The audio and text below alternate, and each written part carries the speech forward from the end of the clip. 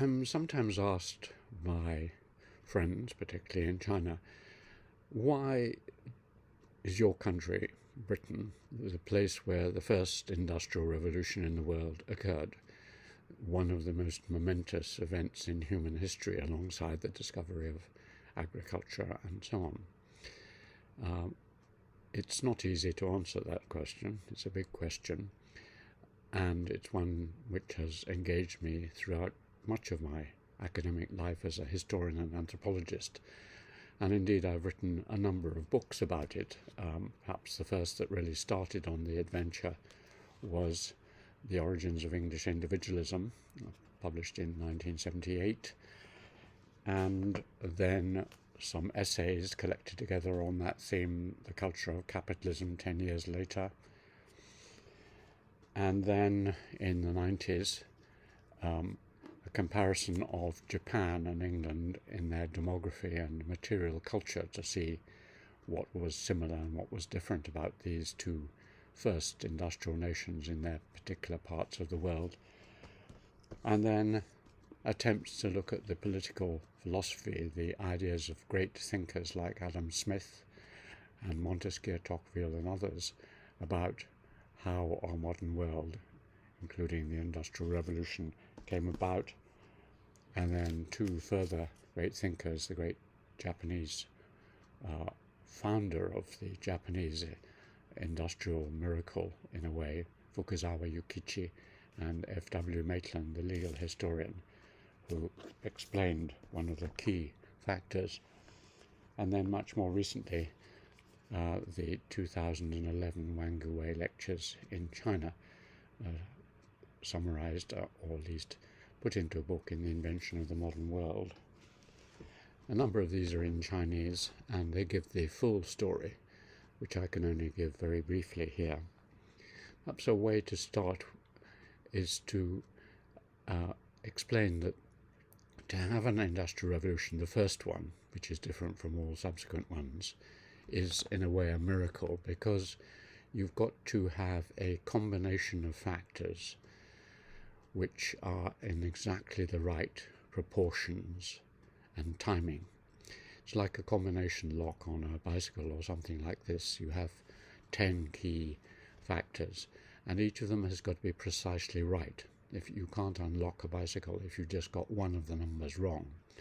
And so to get all 10 together at the same time and the right order is extremely difficult. It's unimaginably difficult, and that's why no other country ever did it, and no other country was heading towards doing it even when Britain did do it. And so it's like cooking a meal. You have to have all the right ingredients, but you also have to have a recipe, what you do, in what order, in what proportion, how long you do this for. And to get all those things in place, as the greatest theorist of this in many ways, Max Weber, pointed out, is a miracle. And so it's not maybe enormously helpful for any other country, because this was a first one-off. And once the miracle had been achieved, of course, then it's much easier, and it spread over the world and has conquered the world. So what were these 10 or 15 features or ingredients in the meal of industrialization? Well, we could start with a very profound saying of Adam Smith, who didn't realize it was happening, but believed that economic growth would almost inevitably happen if you had three things. If you have peace, a reasonable taxation system, and a reasonable legal system, a due administration of justice, as he put it. Now, those are three of the things which Britain had. It was extremely fortunate, as was Japan, in being an island. This brought it long periods of internal peace.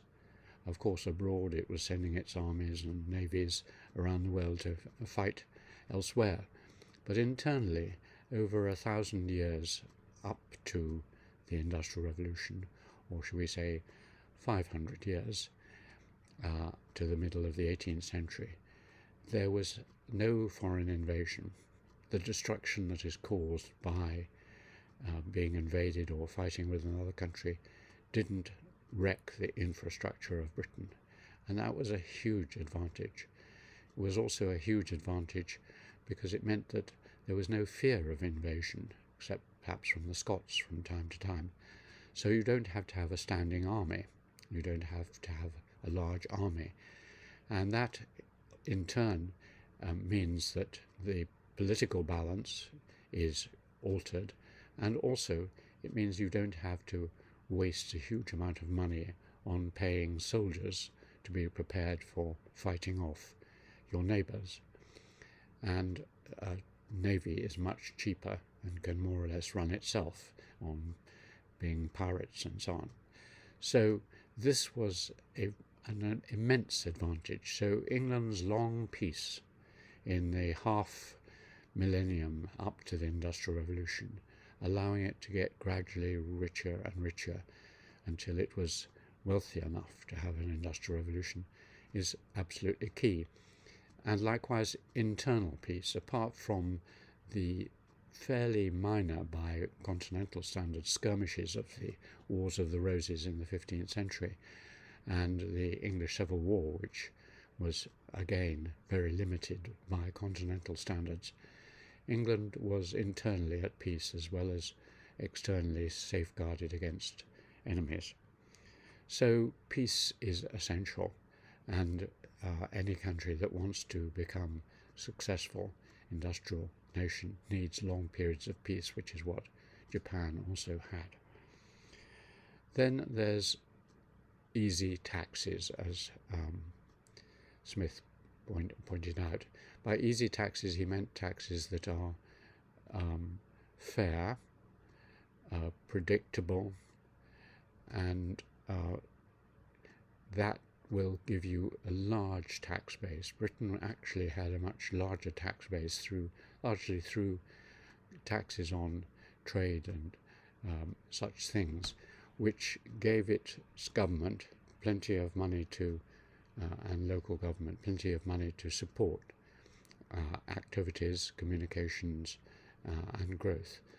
And most countries had very punitive taxes insofar as they had them, or many countries found it extremely difficult, as did China for long periods, to raise taxation at all. So taxation is important, and then the due administration of justice. And Adam Smith's second great book, which was on justice, which is part of the Wealth of Nations work that he was doing, points out that you need an infrastructure to support industrialization. If you have a predictable, strong legal system that safeguards private property and makes it possible to trust someone in that you know that if they don't carry out their contracts, you can take them to law, that is absolutely essential in the British case for the Industrial Revolution. There was a huge amount of trust, there was a huge amount of civil litigation to deal with breach of trust, and so you had a legal system perfectly adapted for a capitalist industrial revolution. As Max Weber pointed out, old Germanic law had many of the devices that you needed for capitalism. And in particular, one aspect of the legal system, apart from the protection of private property, as John Locke and others has pointed out was essential for what was happening, was the special device of the trust. This was a commercial, or developed into a commercial device, which allowed people to set up businesses like great trading companies or manufacturing companies, and to soon have shareholders, and so the whole meta-organizational structure of industrialization was based on this English invention of the trust, and many of the important infrastructural projects, for example, the canal building or the railways later, as well as big insurance companies, Lloyd's Insurance, even the Bank of England, all these things were based on legal technical systems of the trust. So you need the legal system to be in place and right, and it was in England. Very different legal system to that in the continent. Another important essential feature was demography, population. As Malthus, the second great economist, classical economist after Smith, pointed out, there is an almost inevitable tendency as wealth increases for population to grow rapidly and to swallow that up, and that destroys any chance of capital accumulation which you need for industrialization. There are two countries where that didn't happen.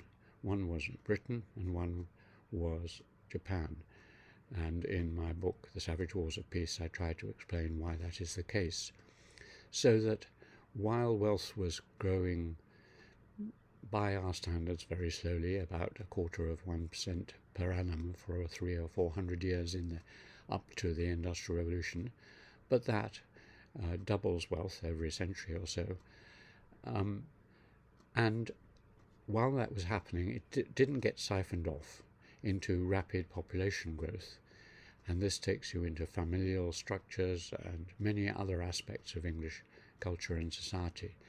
So you had an equilibrium. The population grew, if at all, very, very slowly, much more slowly than the wealth, until, and this is the trick, because while that is fine for the accumulation of wealth, suddenly when industrialization of that kind takes off, you need a lot of labor. So you need your population suddenly to be able to congregate and to work in the factories and the mines and elsewhere. And so from the middle of the 18th century, the population of England suddenly began to grow rapidly, and in particular the cities, London and the great industrial cities in the north, Manchester and Liverpool and so on, started to take off. Now, as Malthus pointed out, such a phenomenon had happened to a certain extent, i.e. growth of cities, in other parts of the world, in Italy, in Spain, France, but always Malthus's law, which was that as populations grow, so the counter factors will also grow, and in particular with cities, disease will multiply. They will become the great killers because people will be congregated close together, they'll pollute the water supplies, diseases will spread very fast, and so on. And so every civilization had hit a threshold of great cities. And for the first time in England in the 18th century, somehow they broke through. London continued to grow without, and the diseases actually declined from the 18th century. And my own pet thesis, of course, is that this was the result of tea importation, which purified what was drunk and causes the waterborne diseases to be less lethal. Whatever the reason, the demographic trap that Malthus had pointed out no longer existed. Another thing you obviously need in that kind of industrial revolution, which is basically replacing rather less efficient forms of energy, or at least supplementing them with a new form, that is the locked up energy of the sun in fossil fuels, and particularly coal. You need coal. Now, to have coal is not enough. Germany and parts of France, Holland, elsewhere, or not Holland, but Germany and France, had the great Ruhr coal fields, but they didn't have an industrial revolution. Despite what some people say, both China and Japan had quite a lot of coal, but they didn't have industrial revolutions of this kind early on. Whereas in England, coal had been used actually a lot for half a millennium. Medieval households and elsewhere used coal, and it was increasingly used, and by the half a century before the Industrial Revolution, much energy was coming from coal. But what happened when a mechanism was devised whereby you could use the coal to produce distributable power through the steam engine, that released this vast store of energy, and that was essential. So that if England hadn't had coal, it would have been another story. Some people wonder to what extent it's to do with the government and governmental support. England had a very powerful government, but it was a balanced government. It was a constitutional, semi-democratic system with power distributed between the Crown and the Parliament, and downwards through the local gentry down to even the local level. And this distributed form of quite powerful, integrated on a small island power was essential for providing the infrastructure, again, for industrialization. But the government didn't invest large sums in industrial manufacture or anything else like that, apart from ordering ships for its navy. But it did protect industrialization. One of the early features of that kind of industrial revolution is that a lot of human labor is replaced by spinning machines or weaving machines or other kinds of machines. And usually a mass attempt to stop that occurs by organized labor. But when people came in to try and wreck the machinery, in the English case, the government put it down. They supported private property and investment. So the government was important, but mainly for protecting what was happening. Another special feature about the English case was the technology. Now, in almost all civilizations, and that included in China, as you move through time, population rises and presses on the means of subsistence. And that means that you get a kind of de-industrialization. In other words, you apply your labor more and more efficiently, as in rice cultivation and so on, which means you have an industrious revolution, as it's been described by Hayami, but not an industrial revolution, and it goes in the opposite direction to industrialization. You don't want machines. You need to absorb this surplus labor. Now, in England, for various reasons, partly demographic, partly, again, ecological, the fact that much of England it has rich soil, and it has good grass, and it went towards a kind of agriculture which was not very labor intensive. It wasn't anything like wet rice cultivation, and this meant that you basically replaced human labor by other forms of energy production. The three main ones in England were wind, water, and animals. So the first windmill was invented, modern windmill was invented in the 13th century in England. There were very extensive water mills almost for every village. In the Doomsday Survey of the 11th century had a water mill. And there were huge numbers of animals, sheep obviously, for the wool and the trade, but also eating animals and leather and so on. And so it's been reckoned that by half a century before the Industrial Revolution, every Englishman had, as it were, 2 or 3 invisible slaves at their command, which was produced by these other forms of power, including coal by that time. And so the English were notorious in Europe as being very lazy. They seemed to be the wealthiest country in Europe, apart perhaps from Holland, but they didn't seem to do much. They went out with their flocks of sheep and so on, but they seemed to have a lot of leisure, time to invent all the great games, cricket and football, and play them, and have a pretty reasonable diet and clothing and housing, much better than most people in Europe in the middle class, without much effort.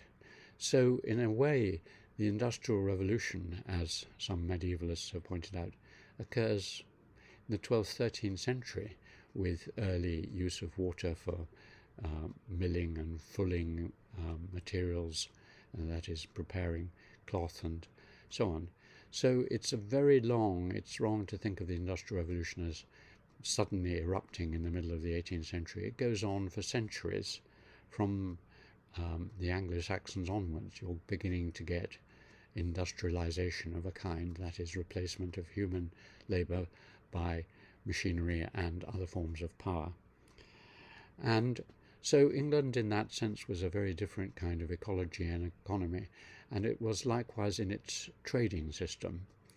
As Adam Smith pointed out, trade is a win-win situation if you get it right. It's not a zero-sum game with one person losing and one person gaining. It's got to be gain on both sides. And the English very early learnt this, and so much of their wealth, most of their wealth, came out of trading. Firstly with their continental neighbours, and then from the 17th century as they built up their empire in Jamaica and the West Indies, and then in Asia and India particularly.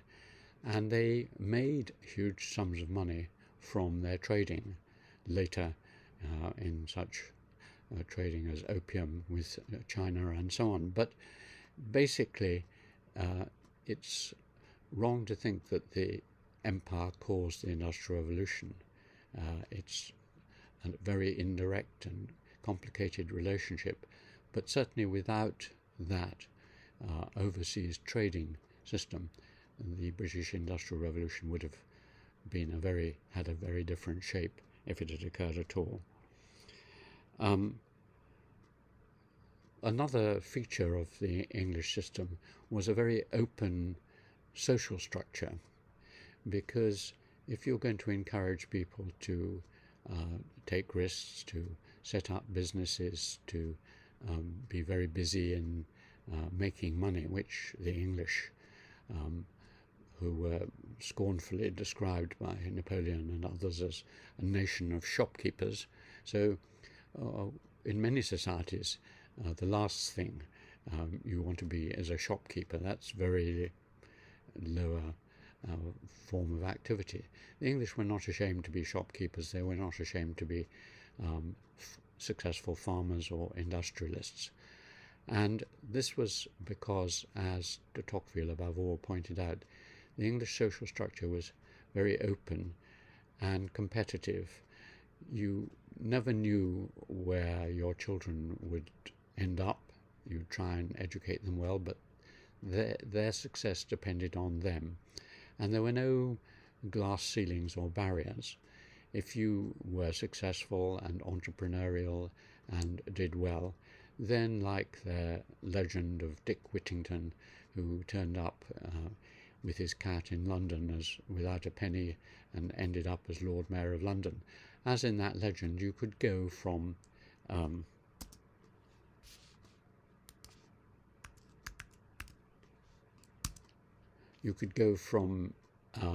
as it was put in America, where it was taken, from log cabin to White House.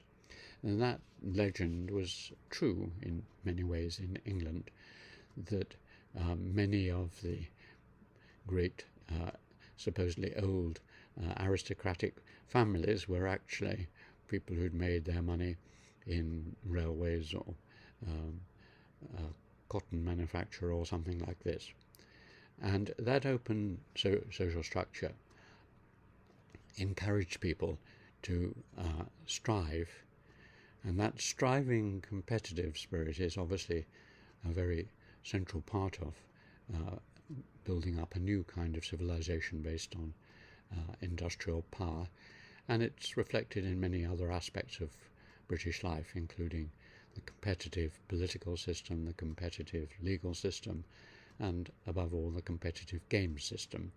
So making money was a game, alongside all the other team games which you might be involved with. There are many other things, but basically you had to get a perfect balance between forces and a separation of different aspects. And this is something that has long interested me.